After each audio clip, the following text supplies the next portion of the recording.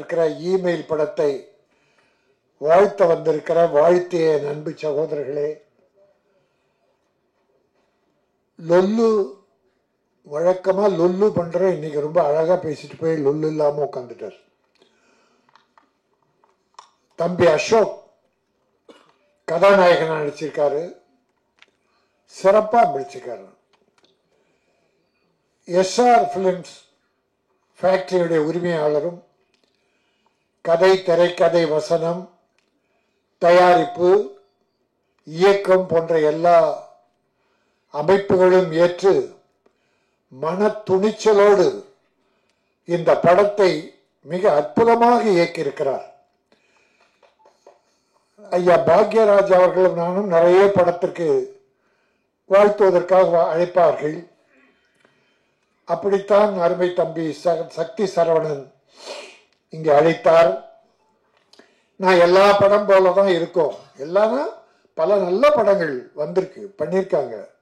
ஒரு சில படங்கள் ஒரு மாதிரி இருக்கும். சரி, நம்ம எல்லாத்தையும் ஒரே லெவல் பார்க்க முடியாது. ஆனால் இந்த படத்தை நான் சுமாராக நினச்சி தான் வந்தேன். ஆனால் ரொம்ப அற்புதமா, இது ஒரு சின்ன படம்னு சொல்லவே முடியாது. சின்ன படமே இல்லை, நல்ல படம். செலவுகள் பண்ணியிருக்காங்க, ரிச்சா பண்ணியிருக்காங்க. ஒரு மசாலா படம் குஜாலா இருக்குது. மசாலா தான் அது தேவை. அதுக்கு ஒரு ஆடியன்ஸ் இருக்காங்க. அது குஜால், அதையும் சேர்த்திருக்காரு. ஃபைட் பியூட்டிஃபுல், அருமை. ஒரு லேடியை வச்சு பண்ணியிருக்காரு. அந்த லேடி எங்க ஓடி போச்சா? ஹீரோயினியா? இனி வரவே கூடாது, தமிழ் சினிமா பக்கம் வரவே கூடாது. யார் ஒருவரை மரியாதை கொடுத்து படத்தில் போட்டு நடிக்க வைக்கிறீங்களோ அவங்க ப்ரொடியூசருக்கு மரியாதை கொடுத்து அந்த ப்ரொமோஷனுக்கு வரணும். அந்த ப்ரொமோஷனுக்கு வர்றதே அவங்க ப்ரொமோஷன் தான். அதுவும் நாங்கள் படம் எடுக்கிற காலத்திலிருந்து செலவு பண்ணி எல்லா தேவைகளையும் அளவுக்கு அதிகமாக பண்ணி அவங்களை ப்ரொமோட் பண்ணுறோம். நடிக்கிறாங்க, நம்ம இல்லைன்னு சொல்லலை. நடிக்க தெரியாதவங்களுக்கு இயக்குனர் கற்றுக் கொடுக்குறார். குழந்தை கற்றுக் கொடுக்குற மாதிரி, ஒரு களிமண்ணை பொம்மை பிடிக்கிற மாதிரி இயக்குனர்கள் பல நடிகர்கள் உருவாக்குறாங்க. உருவாக்கி வந்த பிறகு படம் வெற்றி பெற்ற யாருக்கிட்ட போறாங்க? ஹீரோ ஹீரோயின் கிட்ட. இதை மரியாதை கொடுத்து தம்பி அசோக் வந்து உட்கார்ந்துட்டு இருக்கான். வராம இருந்திருக்கலாம்.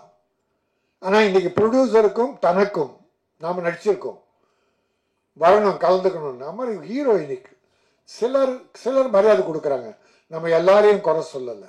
ஆனால் மரியாதை கொடுக்காத, ஒருவேளை அவங்க வெளியூர் ஷூட்டிங்ல இருக்கலாம். சிலர் அப்படி அவங்க கிட்ட தேதியை கேட்காம நம்ம ஒரு தேதியை வச்சுட்டு அந்த நாளில் வாங்கினா வெளி ஷூட்டிங் தான் வர முடியாது. அவங்கள நாம மன்னிச்சிடலாம்.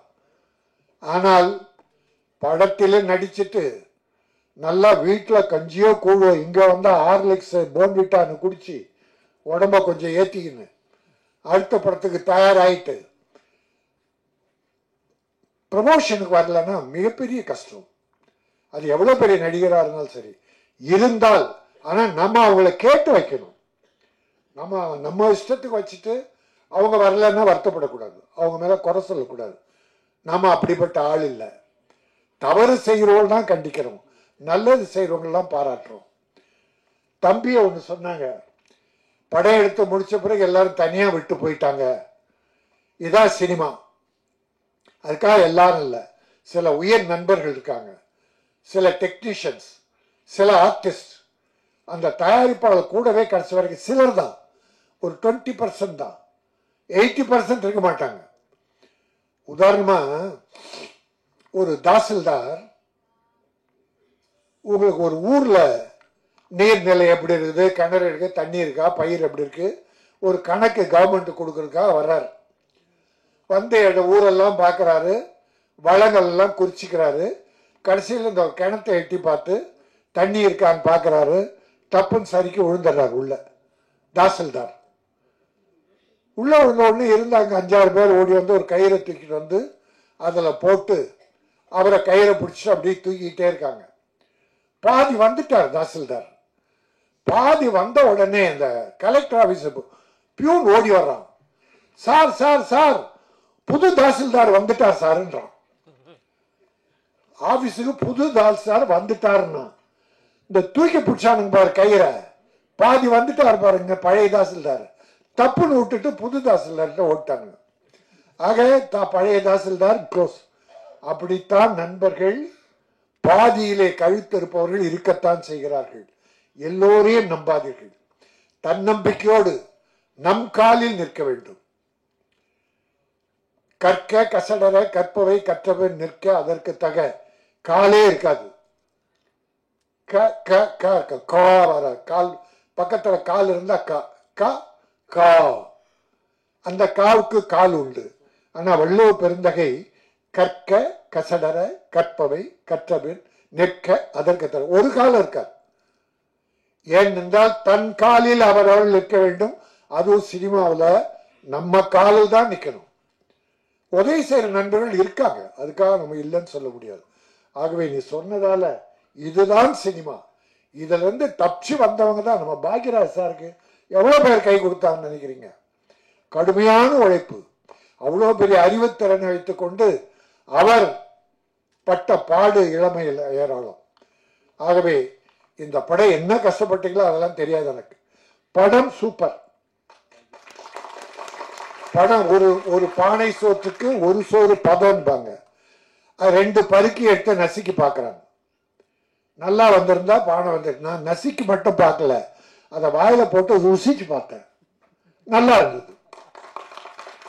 சாங் நல்லா இருந்தது, ஃபைட் நல்லா இருந்தது, கேமரா நல்லா இருந்தது, எடிட்டிங் நல்லா இருந்தது. நீங்க எடுத்த ஒவ்வொரு வீடு இடம்லாம் ரிச்சா இருந்தது, அழகா, எந்த குறையுமே இல்லை. அதனால இது ஒரு வெற்றி படம். சின்ன படங்கள் வெற்றி பெற்றிருக்கான்னா வெற்றி பெற்றிருக்கு. சமீப காலமா இந்த ஓராண்டு ஈராண்டுல சின்ன சின்ன படங்கள்லாம் பெரிய படம் ஆயிடுச்சு. பல பெரிய படங்கள் சின்ன படமா போயிடுச்சு. 50 கோடி 100 கோடியில தயாரிச்செல்லாம் சின்ன படமா போயிடுச்சு. 5 கோடி 10 கோடி எல்லாம் பெரிய படம் ஆயிடுச்சு. டாடா, இருகப்பற்று, குட் நைட், இப்படி போர்த்தொழில், இப்படி பல படங்கள் வெற்றி பெற்றிருக்கு. அதனால இந்த படம் நிச்சயம் வெற்றி பெறும் நம்பி நீங்க ஒரு நல்ல இயக்குனராக வருவீங்க. என்னுடைய வாழ்த்துக்களை சொல்றதோட நான் முக்கியமான கடமை தமிழ் திரை உலகின் சார்பில் எங்கள் பாக்யராஜ் அவர்கள் உள்பட நல்ல காரியம் எதுவானாலும் நாங்கள் வரவேற்போம். யார் செய்தாலும் வரவேற்போம். இன்றைக்கு நம்முடைய தமிழக அரசு மாண்புமிகு தமிழக முதல்வர் அவர்கள் முந்தா நாள் ரேஸ் கோர்ஸ் மைதானத்தில் தமிழ் திரைப்பட தயாரிப்பாளர் சங்கம், இயக்குநர்கள் சங்கம், நடிகர்கள் சங்கம் உள்ளிட்ட அத்தனை சங்கங்களும் தமிழ் திரையுலகமே சேர்ந்து முத்தமிழறிஞர் டாக்டர் கலைஞர் அவர்கள் தமிழ் திரையுலகுக்கு செய்த பல நல்ல காரியங்களுக்காகவும் அவருடைய 100ஆண்டு விழாவினை அங்கே மிகச்சிறப்பாக கொண்ட எல்லாரும் சேர்ந்து யாரும் மாறுபாடு இல்லாமல் கொண்டாடணும். அதற்கு மாண்புக்கு தமிழக முதல்வர் அவர்கள் தலைமையேற்று வந்திருந்தாங்க. அவர் 2.5 வருஷம் ஆச்சு முதலமைச்சராகி.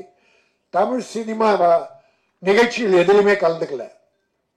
ஆனா முதல் நிகழ்ச்சியா முந்தாள் கலந்துகிட்டு ஒரு அற்புதமான செய்தியை, தமிழ் திரையுலகுக்கு தேவையான செய்தியை, இதுவரை அது இல்லாமல் நம் சிறுபட தயாரிப்பாளர்கள் எல்லோரும் பட்ட கஷ்டம் ஏராளம்.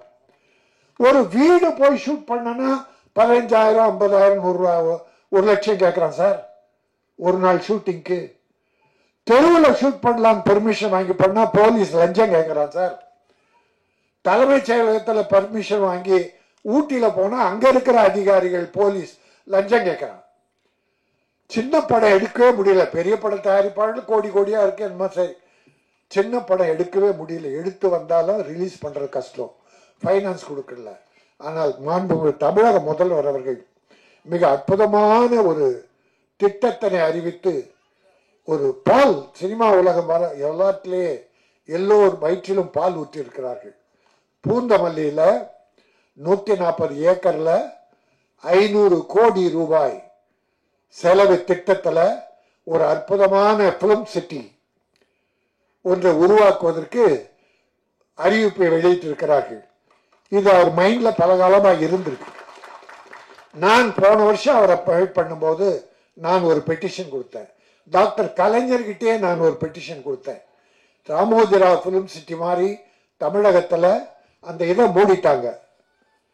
நம்ம தரமணி அந்த ஃபிலிம் சிட்டியை மூடிட்டதால நான் அப்போதான் ஒரு லெட்டர் கொடுத்து, இல்லை இங்கே தமிழ்நாட்டுக்கு வேணும், சிறுபட தயாரிப்பாளர்கள் பாண்டிச்சேரிக்கு போகிறாங்க, பெரிய படங்கள்லாம் ஹைதராபாத் போகிறாங்க, இல்லை பாம்பேயில் ஷூட் பண்ணுறாங்க. பல பெரிய படங்கள், பெரிய ஹீரோக்கள் படங்கள்லாம் பாம்பேயில் ஷூட் பண்ணாங்க. பொன்னியின் செல்வன் போல விஜய் படம் வாரிசு, அப்புறம் அஜித் படம் எல்லாம் ஹைதராபாத். அப்படின்னா இங்கே இருக்க தொழிலாளி கதி என்ன? இங்கத்தி தமிழ் பணம் பூரா அந்த போனா தமிழ்நாட்டின் வரவு என்ன, வருவாய் என்ன? அந்த வருத்தத்தில் நான் ஒரு லெட்டர் கொடுத்தேன். அது பல பேர் எல்லாருமே ஒரு வேண்டுகோளாக வச்சாங்க. அதை விட உதயநிதி ஸ்டாலின், அமைச்சர் உதயநிதி ஸ்டாலின் ரொம்ப காலமாக இருந்தது, நான் அவரோட பேசியிருக்கேன். நம்முடைய முதலமைச்சருக்கும் அந்த எண்ணம் இருந்திருக்கு. அதையெல்லாம் ஒன்று சேர்த்து ஒரு அற்புதமான திட்டமாக தயாரித்து முந்தா நாள் அறிவிச்சிருக்கார். இப்போ சார் பாக்யராஜ் சார் தெரியும், ஒரு பங்களாவில் ஷூட் பண்ணால் ஒரு நாளைக்கு 1 லட்சம் வாடகை.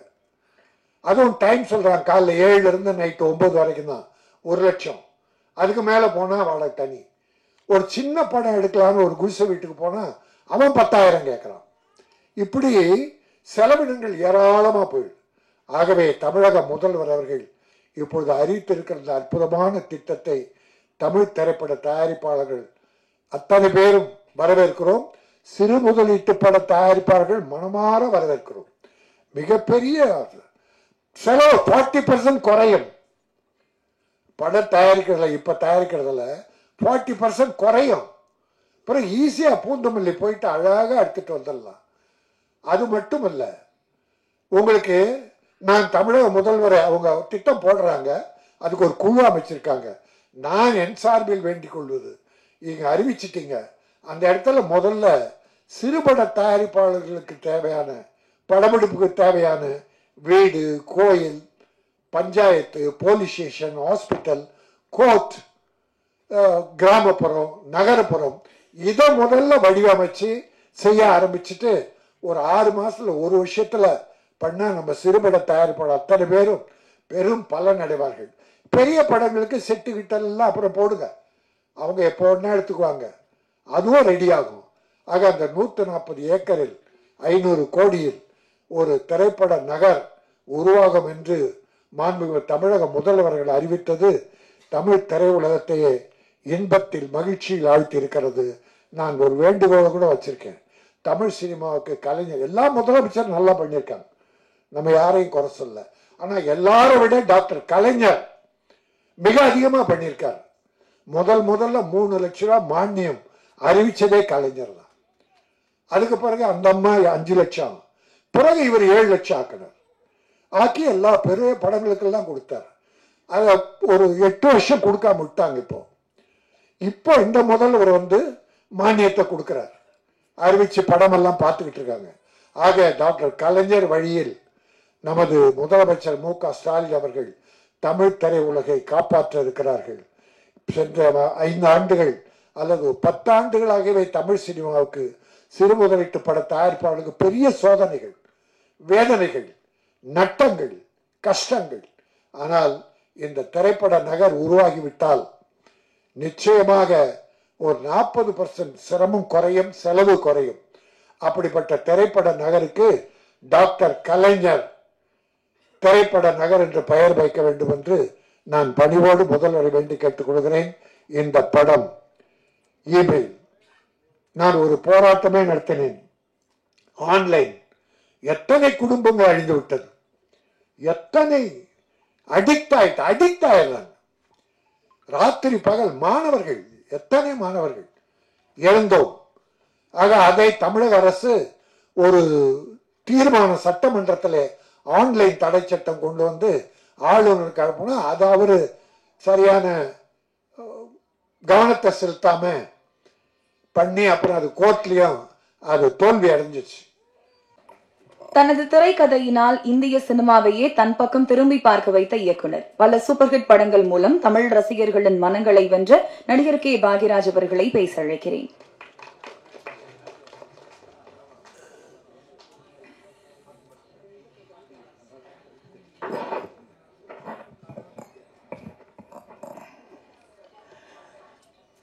இமெயில் திரைப்படத்தினுடைய இசை விழாவுக்கு வந்திருக்கும் அனைத்து பத்திரிகை மற்றும் டிவி ஊடகம் எல்லா நண்பர்களுக்கும் என்னுடைய பணிவான வணக்கத்தை முதல்ல தெரிவிச்சுக்கிறேன். அதே மாதிரி இமெயில் படத்தை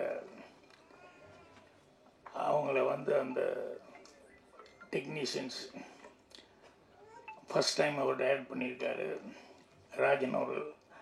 அதை ஊக்குவிக்கிற வகையில் நிறைய பேர் வந்திருக்கீங்க. மழையாக இருந்தால் கூட எல்லாம் கண்டிப்பாக என்கரேஜ் பண்ணணும்னு சொல்லி நிறைய பேர் வந்திருக்கீங்க.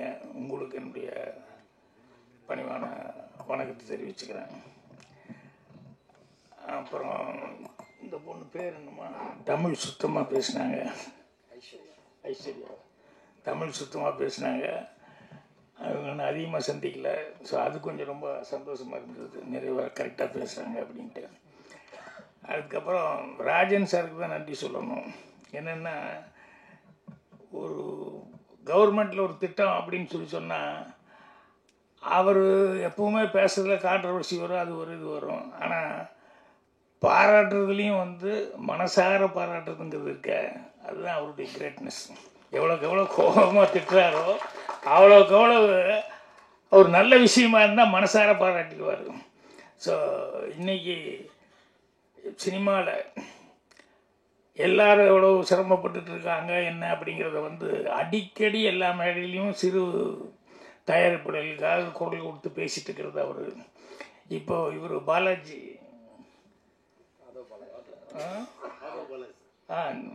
அவர் பேசும்போது கூட ரொம்ப குறைப்பட்டு சொல்லிகிட்டு இருந்தார். என்னென்ன சிறு படங்கள் எடுக்க முடியல அப்படிங்கிறது. இதுக்கெல்லாம் எனக்கு தெரிஞ்சு ராஜன் சார் நிறையா எந்த ஸ்டேஜாக இருந்தாலும் அந்த ஸ்டேஜில் நிறைய தடவை சொல்லிகிட்டு இருக்காங்க. அதே மாதிரி இதே ஸ்டேஜில் நானே கூட அந்த சின்ன படங்களுக்கு கவர்மெண்ட்டு கண்டிப்பாக ஒரு காம்ப்ளெக்ஸில் 4 தேட்டர் இருக்குன்னா ஒரு தேட்டர் கண்டிப்பாக சின்ன படங்கள் கொடுக்கணும்னு ஒரு சட்டம் கொண்டு வரணும்னு பல தடவை சொல்லியாச்சு. இந்த சின்ன படங்கள் எப்படி வரும்? ஸ்க்ரீனுக்கு வந்தால் தானே ஜனங்க பார்த்து அதுக்கப்புறம் அப்ரிஷியேட் பண்ணுவாங்க. ஸ்க்ரீனே கிடைக்கல அப்படின்னு சொல்லும்போது எப்படி பண்ண முடியும்? ஸோ அதனால் கவர்மெண்ட் நினச்சது அப்படின்னு சொன்னோம்னா, இப்போ எப்படி இந்த ஸ்கீம் கொண்டு வந்திருக்காங்க, 500 கோடியில் ஒரு சினிமா சீரழிஞ்சிடக்கூடாது, சினிமாவுக்கு ஏதாவது ஒரு நல்ல விதமாக உதவி பண்ணணும்னு சொல்லிட்டு அந்த மாதிரி கவர்மெண்ட் இதையும் இப்படி தேட்டரில் ஒரு தேட்டராவது ஒரு சின்ன படத்தை கொடுக்கணுங்கிற மாதிரி ஒரு சட்டம் வந்தது அப்படின்னா, சிறு முதலீட்டாளர் படங்களுக்கு எல்லாருமே ஒரு காலத்தில் சின்ன படத்தில் புதுசாக அறிமுகமாகிற மாதிரி தான் எல்லாமே இருந்தாங்க. ஸோ அதுக்கப்புறம் தான் ஒவ்வொருத்தரும் பெருசாக வளர்ந்துருக்காங்க. அதனால் அவங்களுக்கு இன்றைக்கி அவர் வந்தோடனே ராஜன் சார் ரொம்ப வருத்தமாக அதுதான் சொன்னார். ஒரு 5 பேர் தான், அதை தவிர்த்து வேறு படங்கள் ஒன்றுமே இன்றைக்கி ஓடுற மாதிரி இல்லை, அப்படி ரொம்ப கஷ்டமாக இருக்குது அப்படிங்கிற மாதிரி ரொம்ப ஃபீல் பண்ணி சொல்லிட்டு இருந்தார். ஸோ அதுதான் அவர் பேசும்போதும் மனம் விட்டு பேசி அதுக்கப்புறம் கவர்மெண்ட்டையும் அப்ரிஷியேட் பண்ணார். இப்போ படத்தை இமெயில் நம்ம அசோக் ரொம்ப கொடுத்து வச்சவர். அவர் ரொம்ப அதிர்ஷ்டசாலி. ஏன்னா படம் பார்க்கும்போது பாட்டு மற்ற இடங்கள்லாம் கண்கொள்ளாத காட்சின்னு சொல்லுவாங்க பாடு. அது டைரக்டர் படத்தில் பார்த்தோன்னையுமே கண்கொள்ளா காட்சியாக இருந்தது. அது அவர் பாட்டிலெல்லாம் நடிக்கும்போது அவருக்கு நம்ம தான் ஸ்க்ரீனில் தான் பார்க்குறோம், அதில் ஒரு டேக் ஓகே தான் மாறும். ஆனால் அவர் அசோக் அப்படி இல்லையே, எல்லா டேக்கும் தப்பாக கவுண்ட் பண்ணி சூரலாசித்திரங்களை சொன்னேன், தப்பாக செஞ்சால் ஒரு 5-6 டேக்கு 5-6 தடவை கட்டி பிடிக்கலான்னு. அந்த மாதிரி பாடல்களெல்லாம் எப்படி இருந்ததுன்னு தெரியல. ஸோ அவர் இதுக்கு முன்னால் இப்போ தான் ஒரு படம் ஆர் யூ ஓகே பேபி, அதில் பிரமாமா டான்ஸ் ஆடிந்தார். அதில் ரெண்டும் இருந்தது. அந்த ஒரே பாட்டில் ஒரு டான்ஸ்லேயே பரதநாட்டியமும் அதுவும் இருந்தது, மாடர்னும் அதுவும் இருந்தது. ஸோ இதில் என்னென்னா ஸ்பெஷலாக இதில் அவர் ராஜன் சார் குறிப்பிட்ட மாதிரி ஃபைட்டு ரொம்ப நல்லா பண்ணியிருக்காரு. யார் ஸ்டண்ட் மாஸ்டர் தெரியல. ஸோ அந்த ஸ்டண்ட் மாஸ்டர், கேமராமேனு இவங்களெல்லாம் அவர் ராஜன் சார் டைரக்டர் நல்லா யூஸ் பண்ணியிருக்காரு.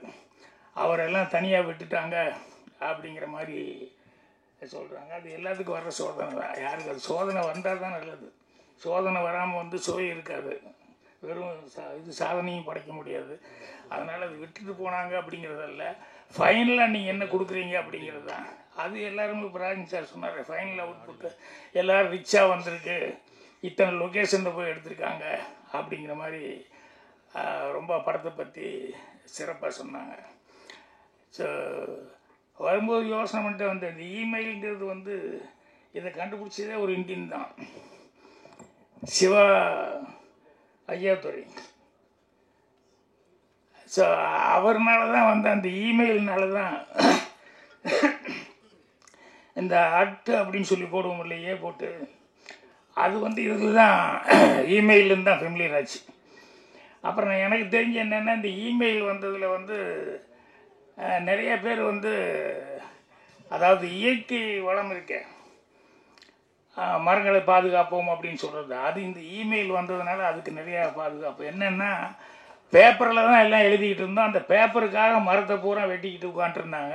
இப்போ இந்த இமெயில் வந்ததுலேருந்து அந்த மரங்கள் வெட்டுறது பாதுகாக்கப்பட்டது. அது ஒரு சந்தோஷப்பட வேண்டிய சமாச்சாரம். அதை விட இன்னும் ரொம்ப சந்தோஷப்பட வேண்டிய சமாச்சாரம் என்னென்னா, இந்த நிறைய இளைஞர்கள் செருப்படியிலேருந்து தப்பிச்சுக்கிறதுக்கான ஒரு வாய்ப்பு இந்த இமெயில் மூலமாக கிடச்சிது. ஏன்னா முன்னால் ஒரு பொண்ணுக்கிட்ட வந்து ஏதாவது பேசி ஒரு லெட்டர் கொடுத்தான்னு வைங்களேன், உடனே காலில் இருக்கிறது கழட்டிடுமா அப்படிங்கிற மாதிரி கழட்டிடுவாங்க சில நேரங்களில் கூட. இப்போ இந்த இமெயில் அது இல்லை பாருங்கள், போய் நேரில் எல்லாம் முரளி மாதிரி பின்னாலேயே சுற்றிட்டு இருக்கணுங்கிற அவசியமே இல்லை. இல்லை, என்ன வேணுமோ இமெயிலில் வந்து ஈஸியாக அவங்கக்கிட்ட நம்ம மனசில் இருக்கிறத அப்படியே எக்ஸ்போஸ் பண்ணிடலாம். அது வந்து இதுக்கு லவ்வுக்காகங்கிறது மட்டுமல்ல, சில பெரிய மனிதர்களிடம் மரியாதை காரணமாக நம்மளால் சொல்ல முடியாமல் இருக்குது. சில விஷயங்கள் சொல்லும்போது வாய் வராது, தடுமாற்றமாகி போகும். இந்த இமெயில் அப்படி இல்லை, இதில் வந்து எந்த தடுமாற்றம் இல்லாமல் நம்ம என்ன நினைக்கிறோமோ அதை அப்படியே எக்ஸ்போஸ் பண்ணிடலாம். ஸோ அந்த மாதிரி பல உதவிகள் இருக்குது. ஆனால் இதில் போடும்போது ஒன்று போட்டிருந்தாங்க, என்னென்னா இமெயில் என்னென்னலாம் மோசடி நடக்குது அப்படின்னு சொல்லிட்டு. எல்லாத்துலேயும் தான் பாசிட்டிவும் இருக்கும், அதே மாதிரி நெகட்டிவும் இருக்கும். அதனால் எது விஞ்ஞான கண்டுபிடிப்பு வந்தாலும் அதில் ஏதாவது ஒரு பாசிட்டிவ் இருந்தாங்கன்னா இன்னொரு நெகட்டிவும் ஒரு சைடு இருக்கத்தான் செய்யும். ஸோ அதனால் அதில் இந்த மோசடி அப்படின்னு சொல்லும்போது, நாட்டில் சினிமாவில் அதில் தான் ஆன்லைனில் தான் மோசடிங்கிறது இல்லை. ராஜன் சார் பேசும்போது கரெக்டாக கவனிச்சுக்கிட்டே இருந்தீங்கன்னா தெரிஞ்சிருக்கும் நாட்டில் லைசன்ஸோடு எவ்வளோ மோசடி நடந்துட்டுருக்குன்னு. ஏன்னா நம்ம வாங்கியிருப்போம், பர்மிஷன் வாங்கிட்டு போயிருப்போம், ஆனால் அவங்க காசு கேட்பான்.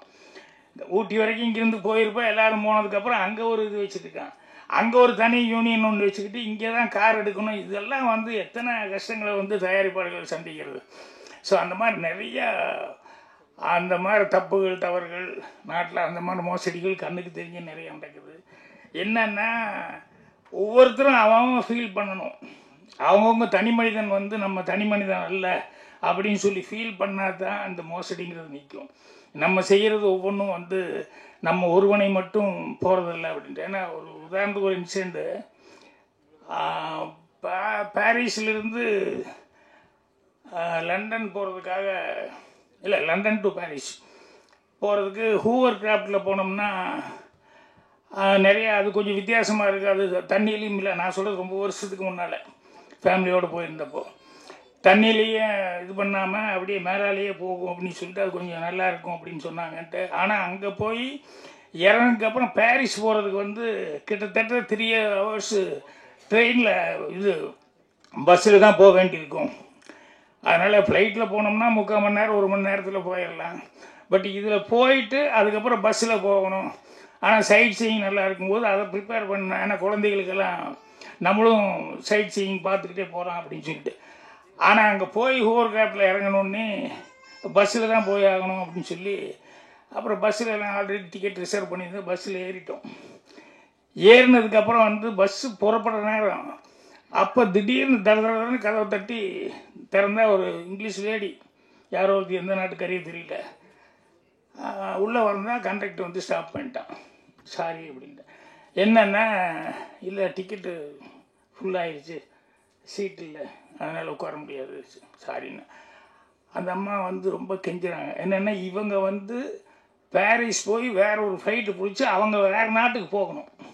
ஸோ அந்த ஃப்ளைட்டை மிஸ் பண்ணிட்டாங்கன்னு சொன்னோம்னா அதுக்கப்புறம் 1 நாளோ 2 நாளோ 3 நாளோ அவங்க இங்கே தங்கி அதுக்கப்புறம் அடுத்த ஃப்ளைட்டு பிடிக்கிறதுங்கிறது பெரிய கஷ்டமான ஒரு சமாச்சாரம்.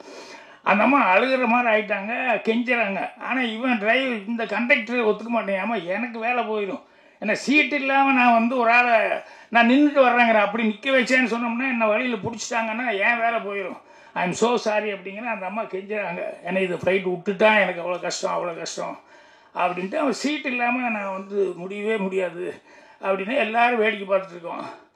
அப்புறம் டிரைவர் அவன் கண்டக்டர்கிட்ட கேட்ட, சீட்டு தான் பிரச்சனையா? ஆமாங்க, சீட் இல்லாமல் அவன் நின்றுட்டு வந்தான்னா யாரோ பார்த்தான்னா வழியில் தெரியும், பிடிச்சிக்குவான், அதனால் நான் கஷ்டம் அப்படிங்கிற மாதிரி சொன்னேன். இப்போ நான் என் பொண்ணு வந்து 6 வயசு அம்முலு, நான் அதுக்கு சீட்டு டிக்கெட்டு வாங்கியிருந்தேன். நான் சொன்னேன், என் பொண்ணை கூப்பிட்டு என் மடியில் உட்கார வச்சுக்கிட்டு அவன் இந்த சீட்டில் உட்கார வச்சுட்டு டிக்கெட் போட்டு கொடுத்துட்டு அப்படின்னு. அவன் 3.5 hours 4 hours சார் டிக்கெட் எடுத்திருக்கீங்க, மடியிலே உட்கார வச்சு, என் பொண்ணு என் மடியில் உட்கார வைக்கிறது என்ன எனக்கு கஷ்டமா, பரவாயில்ல விடு அப்படின்னு சொல்லிட்டு அதுக்கப்புறமா வந்து உடனே சரின்னு சொல்லி அவன் அழுகிறத பார்த்து ரொம்ப கஷ்டமாக இருக்குன்னு அப்புறம் அவனும் வந்து டிக்கெட்டுக்கு வாங்கிட்டு உட்கார வச்சுட்டான். என்ன எதுக்கு சொல்ல வரேன்னா, இது எல்லாருமே பார்த்துட்டு இருந்தாங்க. அதுக்கப்புறம் வந்து வண்டி மூவ் ஆகும்போது ஒரு லேடி பக்கத்தில் உட்காந்துருந்த ஒரு இங்கிலீஷ்கார லேடி என்னை பார்த்துக்கிட்டே இருந்துட்டு அப்படியே பார்த்து மெல்ல, ஆர் யூ ஃப்ரம் இந்தியா அப்படின்னா. எனக்கு அப்படி ஒரு சந்தோஷமாக இருந்தது. என்னென்னா, நம்ம நாட்டுக்கு நம்ம சின்ன வேலை தான் செஞ்சோம், ஆனால் ஆர் யூ ஃப்ரம் இந்தியா அப்படின்னு சொல்லிட்டு அந்த அம்மா வந்து கேட்குறாங்க அப்படின்னா, அப்போ இந்தியாவில் இருக்கிற இந்தியன்ஸ் எவ்வளோ மரியாதைக்குரியவர்களாக இருப்பாங்கன்னு அந்த அம்மா நினச்சிருப்பாங்க அப்படின்ட்டு அவ்வளோ ஒரு சந்தோஷமாக இருந்தது. அதனால் மனிதர்கள் யாருமே வந்து தனி மனிதர்களே கிடையாது. நம்மளை நம்பி நம்ம வீடு இருக்கிற மாதிரி நம்மளுக்கு நம்ம ஊர் பேர் காப்பாற்ற வேண்டி இருக்குது, அதுக்கப்புறம் நம்ம டிஸ்ட்ரிக்ட் பேரை காப்பாற்ற வேண்டியிருக்குது, அப்புறம் தமிழ்நாடுனா தமிழ்நாடை காப்பாற்ற வேண்டியிருக்குது, அதுக்கப்புறம் இந்தியாவினுடைய இது காப்பாற்ற, அந்த மாதிரி ஒவ்வொன்றும் ஒவ்வொரு தனி மனிதனும் வந்து கடமைங்கிறது அப்படி ஒன்று இருக்குது. அந்த கடமை வந்தது அப்படின்னு சொன்னோம்னா இந்த மோசடி அப்படிங்கிறது வந்து வர்றதுக்கான வாய்ப்புகள் அப்போ தான் குறையும். இந்த படத்தை பொறுத்த வரைக்கும் இவ்வளவு தூரம் ஸ்டெயின் பண்ணி அவரே தயாரிப்பாளராக இருந்திருக்காரு. ஸோ அவர் தயாரிப்பாளராகவே இருந்துட்டு அப்புறம் சொன்ன மாதிரி எல்லாருமே வந்து கடைசியில் ஒவ்வொருத்தராக மிஸ் பண்ணிகிட்டே போனாங்கன்ட்டு. ஆனால் எல்லாத்தையும் தாண்டி இன்றைக்கி வந்து இசை விழா வந்து பிரமாதமாக சிறப்பாக நடத்திட்டார். படமும் வந்து அது நான் சொன்ன சமாச்சாரங்க, அது வந்து பாட்டுக்காகவும் அது ராஜன் சார் கரெக்டாக சொன்னார், குஜாலா அப்படின்னு சொல்லிட்டு சிலதெல்லாம் படங்களுக்கு தேவை, பாட்டுக்கு தேவை அப்படிங்கிறதுக்காக வந்து பண்ணிடுவாங்க. ஆனால் அதில் ஒரு மெசேஜ் கொடுத்துருக்காங்க, இதில் எத்தனை பேர் இதாக இருக்காங்கன்னு சொல்லிட்டு ஒரு மெசேஜுக்காக இந்த படம் எடுத்துருக்காரு அப்படின்னு சொல்லும்போது கண்டிப்பாக படம் பார்க்கணுங்கிற மாதிரி ட்ரெய்லர் பார்க்குற எல்லாத்துக்குமே அந்த ஃபீலிங் வரும். இந்த இடத்துல வந்து நம்ம வந்து எஸ்ஆர் ராஜன் சார் வந்து ஜூது நம்மளை எப்படி சூது பண்ணி கவ்வுது அப்படின்னு ஒரு படம் எடுத்திருக்காரு. அந்த படத்தில் நான் பெங்களூரில் போய் ஒரு 2 நாள் ஷூட்டிங்கில் இருந்தேன். ஆனால் நல்ல டைலாக்லாம் அருமையாக இயக்கி கொண்டு போயிருக்காரு. அதுக்கு எதிரில் உள்ள கேரக்டரை எப்படி நம்ம மயக்கணும், அதன் பிறகு வந்து மனோபாலா சார்கிட்ட எப்படி டைலாக் டெலிவரி பண்ணி பேசணும், எல்லாம் ஒன்று விடாத கவனித்து அருமையாக இயக்கியிருக்காரு. இந்த கதையை வந்து மக்கள் மத்தியில் கொண்டு போகும்போது எப்படி வெற்றி பெறணும்னு டைலாக்லாம் ரொம்ப ரூமில் போட்டு சிந்திச்சு யோசனை பண்ணி ஒன்றா எழுதியிருக்காரு. இந்த படம் வெற்றி பெறுறதுக்கு நான் வாழ்த்தி வணங்கி விழைகிறேன். நன்றி, வணக்கம். இமெயில் அவர் பாருங்க, பாலாஜி எப்படியெல்லாம் டெஸ்ட் பண்ணுறாரு பாருங்க. அங்கே வெளியில் வந்து இயற்கை சீற்றம் காத்துட்டு இருக்குது. திடீர்னு சொல்லுவாங்க வானம் கிழிஞ்சிச்சு, மேகம்லாம் கிழிஞ்சி போச்சு, தப்ப தப்பன்னு தண்ணி கொட்டிச்சுன்னுவாங்க. அதனால் கொஞ்சம் சீக்கிரமாக முடிச்சுக்கோங்கன்னு வேறு சொல்லியிருக்காங்க. அப்படி இருந்தும் பாலாஜி மீண்டும் வளர்த்துட்டு இருக்கிறார். நன்றி, வணக்கம். வணக்கம். Happy new year. ரொம்ப நாள் கழித்து உங்கள் எல்லாரையும் சந்திக்கிறதுல வந்து ரொம்ப சந்தோஷம். அதுவும் இந்த புத்தாண்டு ஆரம்பித்து இந்த ஆப்பர்ச்சுனிட்டி எனக்கு இங்கே கிடைச்சிது to come for this event. அது முக்கியமாக உங்களை சந்திக்கிறதுக்காகவே நான் வந்தேன். அண்ட் மேடையில் இருக்கிற எல்லாருக்கும் வணக்கம். Email It's a very current trending title. The title itself ஒரு பெரிய ஈர்ப்பு கண்டிப்பாக இருக்குது. எல்லாருக்குமே இமெயில்னால் என்னன்னு தெரியும். அது தெரியாத குழந்தை கூட இருக்காது. அந்த அளவுக்கு வந்து இமெயில் அப்படிங்கிறது வந்து ஒரு வெரி எப்படி சொல்கிறது, ரொம்ப கேட்சி டைட்டில்னு கண்டிப்பாக சொல்லலாம். கண்டிப்பாக அது something to do with internet and something to do with you know there is ஒரு கதை கண்டிப்பாக இருக்குது, கண்டென்ட் இருக்குது அப்படிங்கிறது தெரியுது. இவங்க SR film factory, SR Rajan அவர்கள் வந்து இந்த படம் வந்து எழுதி இயக்கியிருக்காங்க. Sounds like there is a lot of content and technicians and artist பேசுகிறத வச்சு பார்க்கும்போது something to do with gaming அப்படின்றது தெரியுது. இந்த கேம்னாலே பிரச்சனை தான். அது எந்த பிக் பாஸ் கேமாக இருந்தாலும் சரி, அது வந்து ஃபோனில் இருக்கிற கேமாக இருந்தாலும் சரி, it definitely has something to do with mind game இருக்கும். கண்டிப்பாக அது எந்த கேமாக இருந்தாலும் அந்த மைண்டு அதில் இன்வால்வ் ஆகும். ஸோ அந்த மைண்டுங்கிறது வந்து அவ்வளோ ட்ரிக்கியான ஒரு விஷயம். அந்த மைண்ட் நம்ம வந்து என்னதான் கேமுக்குள்ளே போனாலும் நம்மளோட மைண்டை வந்து ரொம்ப ரொம்ப ப்ரொடெக்டடாக வைக்கணும். அது எந்த கேமாக இருந்தாலும் சரி, லைஃப்லேயும் சரி, நம்மளோட மைண்டை நம்ம தான் ப்ரொடெக்ட் பண்ணிக்கணும். அது இந்த காலத்து ஜென்ரேஷனில் வந்து ரொம்ப கம்மியாக இருக்குது. ஏன்னா சின்ன பிறந்த குழந்தைக்கு கையில் கூட ஐபேடை கொடுத்துடுறாங்க, ஃபோனை கொடுத்துடுறாங்க. அதுங்களுக்கு எல்லாமே தெரியுது. சின்ன குழந்தை அவங்களுக்கு ஒன்றும் தெரியாதுன்ற காலம்லாம் போயிடுச்சு. So they know more than us. போய் எல்லாத்தையும் ஓப்பன் பண்ணுறது கொள்வது. My kids also used to be. என்னோட குட்டி பொண்ணு ஜெயாலாம் வந்து பார்த்தீங்கன்னா 2-3 வயசில் ஃபோன் உள்ள போய் அந்த ஆப்பிளில் போய் பே பண்ணிடும். மாதம் வந்து பில்லு வரும்போது மட்டும் ஒரு 99 rupees போயிட்டே இருக்கும். என்னடா இந்த 99 rupeesனா ஏதோ ஒரு கேமுக்கு போய் போட்டுட்டு அது மந்த்லி ரிப்பீட் ஆகிட்டே இருக்குது. 2 வயசு 3 வயசு. So kids are very smart. But அங்கே தான் நம்ம கற்றுக்கணும் தட் கிட்ஸுக்கு எவ்வளோ எக்ஸ்போஸ் பண்ணணும், எதில் எக்ஸ்போஸ் பண்ணணும், அவங்களுக்கு நல்லது கெட்டது கண்டிப்பாக சொல்லி கொடுக்கணும் அப்படிங்கிறது. இந்த படத்தில் வந்து அந்த மாதிரி something to do with game and getting addicted and அதனால வந்த ஒரு சில ப்ராப்ளம்ஸ் அப்படிங்கிறது. நிறைய ஆக்ஷன் இருக்குது படத்தில், நிறைய பெண்கள் ஆக்ஷன் பண்ணியிருக்காங்க. ஸோ தட் இஸ் சம்திங் புதுசாக இருந்தது பார்க்கும்போது. அண்ட் ரிச்சாக எடுத்திருக்காங்க. நான் சாங்ஸ் எல்லாம் நல்லா இருக்குது, ரிச்சாக நல்ல locations and all that. So கண்டிப்பாக இதில் வந்து ஒரு படம் எடுத்து இன்னைக்கு வந்து இந்த ஸ்டேஜ் வரைக்கும் வர்றது எவ்வளோ பெரிய விஷயன்றது நம்ம எல்லாருக்குமே தெரியும். ஸோ இந்த அளவுக்கு வந்து அவங்க ஒரு ப்ரெஸ் மீட் வச்சு ஒரு பெரிய விஷயம் பண்ணுறாங்க. ஸோ ஆல்வேஸ் நீங்கள் ப்ரெஸ் மீடியா வந்து சொல்லவே வேண்டாம், நீங்கள் எப்போவுமே சப்போர்ட் பண்ணுவீங்க. அது எந்த படமாக இருந்தாலும் நீங்கள் வந்து மக்கள்கிட்ட கொண்டு போய் சேர்ப்பீங்க. பட் மக்களும் வந்து எஃபர்ட் எடுத்து, ஏன்னா இந்த மாதிரி சின்ன படங்கள் நியூ கமர்ஸ் வச்சு எடுக்கும்போது தியேட்டருக்கு போய் பார்க்கறதுக்கான எஃபர்ட் கண்டிப்பாக எடுக்கணும். அது வந்து இந்த ட்ரெய்லர்லாம் பார்க்கும்போது தே ஷுட் கெட். பட் இந்த subject sounds interesting. So hopefully with உங்கள் சப்போர்ட் இந்த படம் வந்து மக்களிடையில் வந்து ஒரு நல்ல ஒரு ரிவ்யூஸ் வரணும். And I wish the team and SR Rajan and all the actors and technicians all the best. And கண்டிப்பா இந்த மாதிரி படங்களுக்கு சப்போர்ட் பண்ணுங்க as always. Thank you very much. மேடையில் அமர்ந்த பெரியவர்களுக்கும் இன்ஸ்பிரேஷன்ஸ்க்கும் நண்பர்களுக்கும் அருள்தாஸ் அண்ணன். ஆனால் நான் மனோர்னா உங்களோட மிகப்பெரிய ஃபேன். எனக்கு நான் வீட்டிலலாம் அந்த மாதிரி பேசுகிறப்ப என்ன ஒரு மாதிரி உங்களை இமிட்டேட் பண்ணுவேன். ரொம்ப மகிழ்ச்சி உங்களை இன்றைக்கி நேரில் சந்திச்சதில். To all the other seniors, thanks to Komal, Sanoj, to seniors like Bhagyaraj sir, Rajan sir, and to everybody on stage.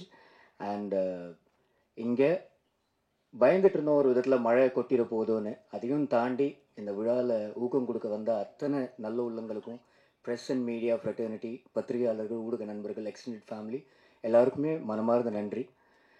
And getting into email, எனக்கு இந்த ப்ராஜெக்ட் எஸ்ஆர் ராஜன் சார் அறிமுகப்படுத்தினது was one mister Sai Mora. அவருக்கும் இந்த தருணத்தில் I need to say thank you. இந்த படத்தோட backbone, அஸ்திவாரம் எல்லாமே is one person called SR Rajan. Madhu sir in fact பேசும்போது எல்லாம் கஷ்டங்கள் தாண்டி தனிமரமாக நின்னார்னு சொன்னார். இதோட வேறு, இந்த மரத்தோட வேறு, இமெயிலுங்கிற இந்த மரத்தோட வேறு அவர் தான். What I like about Rajan sir is, அவருக்கு சினிமா புதுசு. நான் ஃபஸ்ட் டைம் அவரை சந்திக்கும் போது இந்த கதையை நரேட் பண்ணார். கதையில் actually twist and turns, as the title suggest, இமெயில்னா ஆன்லைன் கேமிங், அதோட அடிக்ஷன், அதோட பாதிப்பு மூலமாக நம்ம எப்படி எந்த அளவுக்கு பாதுகாப்பாக இருக்கணும், அது மூலமாக என்ன நடக்குதுங்கிற விஷயத்தை தாண்டி ஒரு அழகான ஸ்க்ரீன் பிளே, ரொம்ப கமர்ஷியலி வயபிளாக அவர் டிசைன் பண்ணியிருந்தார். ஒருத்தரோட படைப்பில் இந்த லெவலுக்கு script wise, screenplay wise, content எப்படிடா ஒருத்தர் சிந்திச்சாருன்னு பிரமிச்சேன். And what I like about him is, சினிமாவை நேசிக்கிறவர். இந்த ஐடியா இருக்குது, இதை எப்படியாச்சும் ஸ்க்ரீனில் பிரதிபலிக்கிறதுக்கு நல்ல எனர்ஜிஸ் ஒன்று சேரணும். அதுக்காக சரி இந்த ஆக்டர்ஸ் இது தமிழ் கன்னடா பைலிங்குலாக பண்ணலான்னு இங்கேருந்து நம்ம இமெயிலில் ஒரு ரொம்ப அழகான ஃபீமேல் இருக்காங்க, who is not part of the on the dais today, Ragini Dwivedi. அவங்களுக்கு it was lovely to work with her as well. ரொம்ப ப்ரொஃபஷ்னலாக இருந்தாங்க. அண்ட் சினிமாட்டோகிராஃபர், எடிட்டர், இந்த மியூசிக் டைரக்டர், பேக்ரவுண்ட் ஸ்கோருக்கும் ஆக்சுவல் சாங்ஸ்க்கும் ஜுபின் சரும் ஒரு அவினாஷ் கவாஸ்கர், இப்படி நல்ல எனர்ஜிஸ் எல்லாம் ஒன்று சேர்த்துக்கிட்டாரு. ஃபைட் சீக்வன்சஸ் எல்லாம் பீர் மாஸ்டர்னு ஒருத்தர் பண்ணியிருந்தார். ஃபைட்டுக்கு ரெஃபரன்சஸ் எல்லாம் பார்க்கும்போது ஐ ஃபெல்ட் இந்த ஜாக்கி சான் படங்களோ இல்லை குங்ஃபு சார்ந்த படங்களோட ரெஃபரன்சஸ் எல்லாம் எடுத்தாங்க. இதெல்லாம் எப்படிடா நம்ம ரெப்ளிகேட் பண்ண போகிறோம்னு தோணிட்டு இருந்துச்சு. அப்போ பீர் மாஸ்டர்னு ஒருத்தர் நேபாளிலேருந்து வந்தார். கோமல் ரொம்ப அழகாக சொன்னாங்க, காது கிழிஞ்சு போச்சு, அதுக்குன்னு வாழ்த்துக்கள்னு அவங்க சொல்லலை. But sweet of thanks to mention that. But I think அந்த வழியெல்லாம் இது கடவுள் நகரத்தில் திரையில் படம் கரை சேர்ந்து ப்ராப்பராக சேர்றப்ப அந்த வழியெல்லாம் தெரியாது. ராஜன் சரோட இந்த துணிச்சலுக்கு அவருக்கு மனமார்ந்த வாழ்த்துக்கள். எல்லாருக்கும் இனிமையான மாலை வணக்கங்கள். இந்த படம் ரொம்பவே ஒரு இம்பார்ட்டண்ட்டான சப்ஜெக்டில் எடுத்திருக்காங்க. இப்போ நீங்கள் டெக்னாலஜி பார்த்தீங்கன்னா, இப்போ நம்ம பின்னாடி நின்றுட்டு இருக்கிற நிறைய டிவி லைவாக போயிட்டுருக்கு. ஸோ ஒரு நல்ல விஷயமா நாங்கள் எல்லாம் பேசிகிட்டு இருக்கிறது அந்த டெக்னாலஜி வைஸாக தான் எல்லாருக்குமே போயிட்டு அது சேர்ந்துட்டுருக்கு. ஸோ அது ஒரு ரொம்ப நல்ல ஆனது. இப்போ நிறைய பேர் நீங்கள் எஜுகேஷனாக பார்த்தீங்கன்னா, அவங்க யாராவது நீங்கள் நிறைய எஜுகேஷன் எல்லாம் பார்த்தீங்கன்னா நிறைய புது இப்போ சப்ஜெக்ட் வைஸாக நீங்கள் எவ்வளோ பார்த்தாலும் யூடியூப்லேயே போய்ட்டு நீங்கள் எவ்வளோ சப்ஜெக்ட் வேணாலும் போயிட்டு கற்றுக்கலாம். ஸோ டெக்னாலஜி ரொம்ப நல்லது பண்ணியிருக்கு ஒரு இருக்கிற ஹியூமன் கைண்டுக்கு. பட் இப்போ நீங்கள் யங்ஸ்டர்ஸை பார்த்தீங்கன்னா, அவங்க எப்பவுமே பார்த்தாங்க கேமிங் இது எல்லாம் உட்காந்து அவங்க விளையாடிட்டு இருக்காங்க. ஸோ ஆஸ் அ ஸ்போர்ட்ஸ் பர்சனாக பண்ணும்போது ஒரு ஸ்போர்ட்ஸ் நீங்கள் ஒரு கிரவுண்டில் போயிட்டு நிறைய உங்களோட சக மனிதர்களுக்குள்ள சேர்ந்துட்டு நீங்கள் ஒரு ஃப்ரெண்ட்ஷிப் டெவலப் பண்ணுறது அதெல்லாம் இப்போ குறைஞ்சி போச்சு. ஸோ இப்போ இந்தியாவில் இருக்கிற யூத்தும் இல்லை இந்தியாவில் இருக்கிற சின்ன பசங்க எல்லாருமே அவங்களோட டைம் அண்ட் எனர்ஜி ஒரு நல்ல நல்ல விஷயங்கள் கற்றுக்கிறதுக்காக யூஸ் பண்ணாங்கன்னா, நம்மக்கிட்ட நிறைய கல்பனா சாவ்லா, நிறைய ஏபிஜே அப்துல் கலாம் மாதிரி நிறைய சயின்டிஸ்ட் வரலாம். இது ஆன்லைனில் வர கண்டென்ட்ஸ் எல்லாமே பார்த்துட்டு. ஸோ இந்த படத்தோட தயாரிப்பாளரும் டைரக்டருக்கும் வாழ்த்துறேன். ஏன்னா இது இவ்வளோ இம்பார்ட்டண்ட்டான சப்ஜெக்டில் படத்தை எடுத்திருக்காங்க. அண்ட் இதில் அசோக் பற்றி சொல்லியே ஆகணும். அவங்க நண்பர், கடின உழைப்பாளி. அவங்க ஒரு ஆக்ஷன் சீக்வன்ஸில் அவங்களோட காது கூட அவங்க கிழிச்சிட்டாங்க. ஸோ வாழ்த்துக்கள் அசோக், உங்களுக்கு இந்த படம் பெருசாக வரணும் உங்களுக்காக. ஸோ எனக்கு வாய்ப்பு கொடுத்தது ஜான் சருக்கு ரொம்ப நன்றி. நான் வனிதா ஸ்ரீ. ஃபஸ்ட்டு படம் எனக்கு இமெயில். என்ன நிறையா புதுமுகங்களை அறிமுகப்படுத்தின மாதிரி என்னையும் அறிமுகப்படுத்தியிருக்காரு சார். மனோபலா சார் கூட சேர்ந்து ஒரு நல்ல ஒரு சஃப்ரியான்ற ஒரு கேரக்டர் நான் நல்லா பண்ணியிருக்கேன்னு நினைக்கிறேன் சார். எனக்கு இந்த வாய்ப்பை கொடுத்த ராஜன் சாருக்கு நான் எவ்வளோ நன்றி சொன்னாலும் அது மிகையாகாது. கண்டிப்பாக நான் இந்த படம் தான் எனக்கு ஃபஸ்ட்டு ஒரு டர்னிங் பாயிண்ட்டாக இருக்கும்னு நான் நினைக்கிறேன். ஸோ எனக்கு என்ன பேசணுன்னு தெரியல, ஏன்னா எனக்கு இதான் ஃபஸ்ட்டு மேடையே. ஸோ இந்த மேடையில் எனக்கும் மரியாதை கொடுத்து சார் எனக்கு பேச சொல்லியிருக்காரு. ஸோ எல்லாருக்கும் ரொம்ப நன்றி. கண்டிப்பாக நீங்கள் சப்போர்ட் பண்ணுங்க. எல்லாருமே பார்க்க வேண்டிய ஒரு படம் தான் இமெயில். ஏன்னா இப்போ இருக்கிற எல்லாருக்குமே இந்த ஒரு கேம்னால எவ்வளோ ப்ராப்ளமை ஃபேஸ் பண்ணிகிட்ருக்கோம். நல்லதும் இருக்குது, கெட்டதும் இருக்குது. பட் ஆனால் எல்லாரும் எப்படி இந்த கேம்குள்ளே போய் எவ்வளோ கஷ்டப்படுறாங்க, அந்த மாதிரி தான் இதுவும் கதை சொல்கிறேன்ல சார். ஸோ இமெயில் படத்தின் அழைப்பை ஏற்று வருகை தந்திருக்கும் சிறப்பு விருந்தினருக்கும் மீடியா ப்ரெஸ் மீடியாவர்களுக்கு எல்லாருக்கும் என் மனமார்ந்த நன்றியை தெரிவித்துக் கொள்கிறேன். எனது இதுதான் முதல் மேடை, ஃபஸ்ட் டைம்.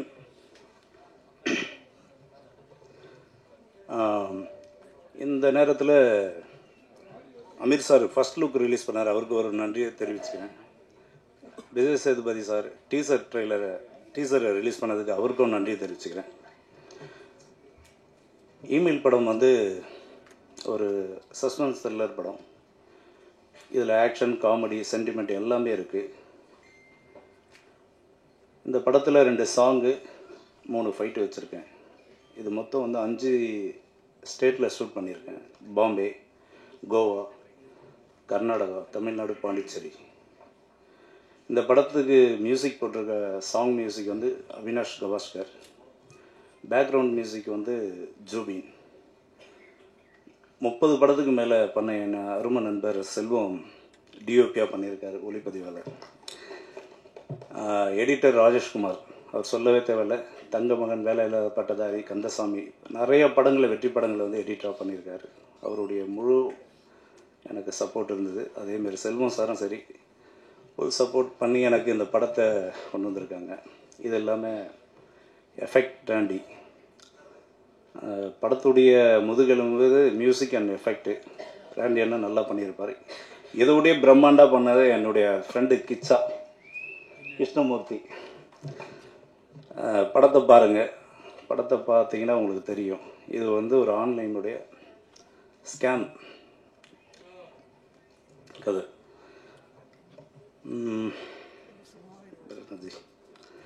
வேறு எனக்கு என்ன பேசுறதுன்னு தெரியல. இந்த படத்தை நீங்கள் கண்டிப்பாக எடுத்துகிட்டு போய் ஒரு பப்ளிக்கிட்ட சேர்க்க வேண்டியது உங்களுடைய கடமை. நன்றி, வணக்கம்.